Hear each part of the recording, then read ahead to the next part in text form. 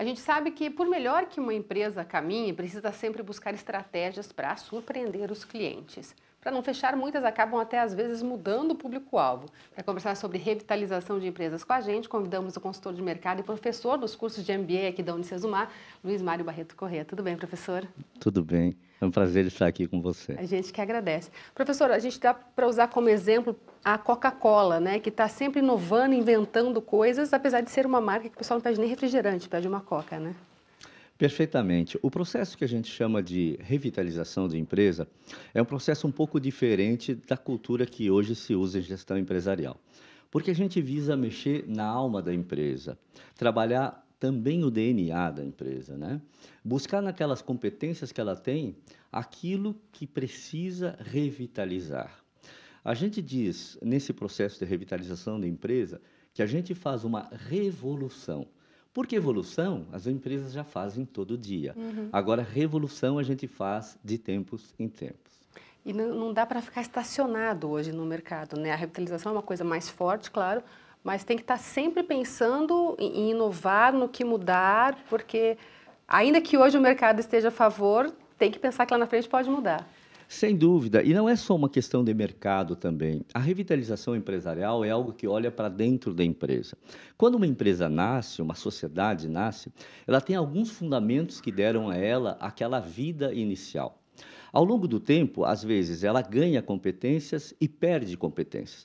Pessoas se aposentam, vêm sucessores, novos executivos, e muitas vezes a empresa perde um pouco aquilo que é a sua essência de ser, como ela foi montada. É por isso que muitas empresas nos chamam dizendo que sempre deu certo um modelo de trabalho e agora não dá mais. Aí é que chega a nossa vez de dizer: determinadas competências nossas precisam ser revistas e revitalizadas. Isso é mais profundo, por exemplo, do que aquilo que a gente chama de planejamento estratégico, porque isso é uma visão dinâmica, holística, sistêmica, que leva em consideração qual foi o fundamento que deu o DNA original naquela empresa. E se esse fundamento ainda é válido para a competição que ela vive hoje. A partir desse olhar para dentro, a gente começa a olhar então para fora. E aí sim chegam as questões de mercado, de competitividade e assim por diante. Então é um processo muito dinâmico e é um processo muito profundo, que a gente tem que fazer com a alta inteligência do negócio. Às vezes acontece, por exemplo, de o próprio dono ou os acionistas não conseguirem enxergar onde está o problema, por isso que precisa dessa consultoria, dessa assessoria. Sim, na mais das vezes, porque justamente a gente mexe naquilo que é mais valioso para eles, que é os princípios que fundamentaram o como eles trouxeram o negócio até aqui. Por isso que ele é um processo, de certa forma, drástico, no sentido que a gente faz uma verdadeira psicologia interior do meio empresarial, discutindo com o empresário, discutindo com a alta gestão, afinal de contas, qual foi o fundamento que nos trouxe até aqui. E esse processo nos traz algumas respostas. Por exemplo, a competência fundamental e básica que leva uma empresa vencedora é, dentro de três pilares fundamentais: o pilar comercial, o pilar operacional e o pilar administrativo, ter efetivamente uma alta performance, comercialmente como agressividade comercial, operacionalmente como eficácia operacional e administrativa e financeiramente como uma profunda austeridade financeira. O ápice de cada uma dessas três competências leva a uma empresa competente. Mas a maioria das empresas são desequilibradas. Elas são muito boas numa coisa e falham na outra. Umas vendem demais e têm problema de entrega daquilo que vendeu. A operação não funciona. Outras, a operação é muito boa, mas ela é tímida comercialmente, não tem agressividade. Outras não conseguem balancear o seu orçamento, a sua contabilidade, falta capital de giro, se endivida e tem um custo financeiro muito alto. O nosso trabalho, por ser sistêmico, holístico, dinâmico e levar em consideração os atributos e competências que a empresa precisa ter para ser competitiva, mexe e trabalha profundamente em tudo isso.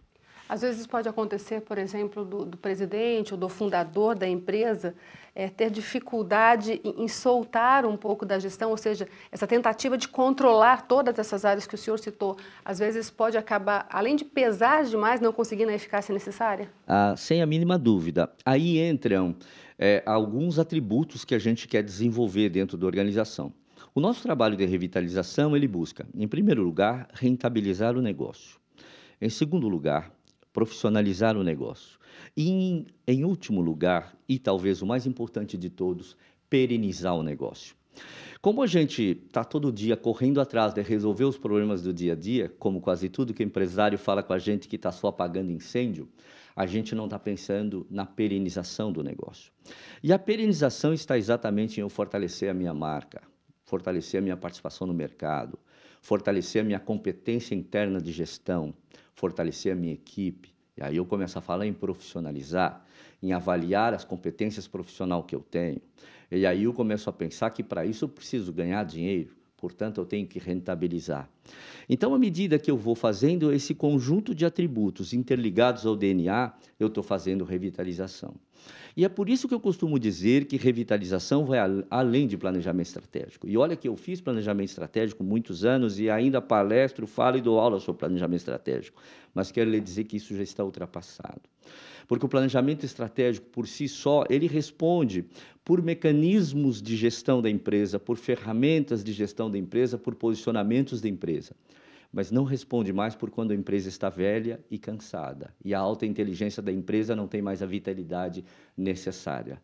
E aí você pode usar todas as ferramentas e ela não responde. Ou seja, às vezes é preciso parar e analisar onde está doendo, exatamente. Sem a mínima dúvida, parar, analisar onde está doendo e fazer um programa efetivamente profundo de ver não só aquilo que é superficial, mas aquilo que está lá no interior e que é a unidade de inteligência e ação do negócio funcionando. Porque o negócio é como uma pessoa doente. Se falta dinheiro, eu tenho febre. Mas se eu tenho febre, eu tenho uma causa. Se está faltando dinheiro, certamente é porque eu estou errando na minha gestão produtiva, operacional e de custo. Mas se eu estou errando na minha gestão operacional, produtiva e de custo, certamente é porque o meu líder da organização está falhando também por algum motivo. Eu vou atrás da causa. Falta dinheiro, por quê? Estou errando, por quê? E eu continuo perguntando o porquê, até descobrir. Você não imagina as respostas que a gente obtém quando a gente pergunta esses porquês até a profunda âmago de uma organização. Ou seja, é coisa para especialista mesmo, né, professor? Sem dúvida é. Bom, o senhor é professor aqui da instituição, se alguém de repente tiver alguma dúvida, pode entrar em contato com o pessoal do MBA que faça o seu contato, Com absoluta certeza, é fácil de nos encontrar. A gente vem aqui há 8 anos, todos os anos, é um grande privilégio poder participar desse encontro aqui, porque a gente aproxima aquilo que é a gestão prática do dia a dia, daquilo que é a criação de inteligência dentro das universidades, que eu acho que é um grande gap que a gente ainda tem no Brasil. A gente precisa fazer em tempo real criação de inteligência, formação de pensamento novo e a aplicação prática disso em campo. E a gente procura fazer exatamente essa aproximação. A gente vem de dentro das empresas aqui e sai daqui e vai para dentro das empresas. E essa troca é muito, muito importante. Legal. Muito obrigada pela sua participação, professor. Obrigado.